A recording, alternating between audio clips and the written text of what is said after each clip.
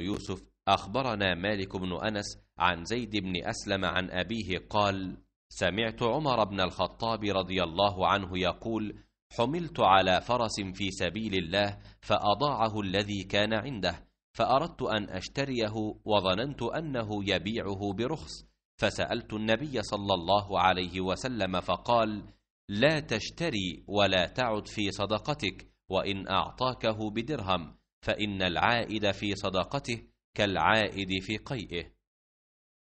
इमाम मालिक बिन अनस ने ख़बर दी, उन्हें ज़ैद बिन असलम ने और उनसे उनके बाप ने बयान किया कि मैंने उमर रदी अल्लाह अन्हु को ये कहते सुना कि उन्होंने एक घोड़ा अल्लाह ताला के रास्ते में एक शख्स को सवारी के लिए दे दिया, लेकिन उस शख्स ने घोड़े को ख़राब कर दिया। इसलिए मैंने चाहा कि उसे ख़रीद लूँ। मेरा ये भी ख़याल था कि वो उसे सस्ते दामों बेच डालेगा। चुनाचा मैंने रसूल अल्लाह सल्लल्लाहु अलैहि वसल्लम से उसके मुताल्लिक़ पूछा तो आप सल्लल्लाहु अलैहि वसल्लम ने फरमाया कि अपना सदका वापस न लो, खाह वो तुम्हें एक दरहम ही में क्यों न दे, क्योंकि दिया हुआ सदका वापस लेने की मिसाल तय करके चाटने वाले की सी है। सही बुखारी हदीस नंबर 1490।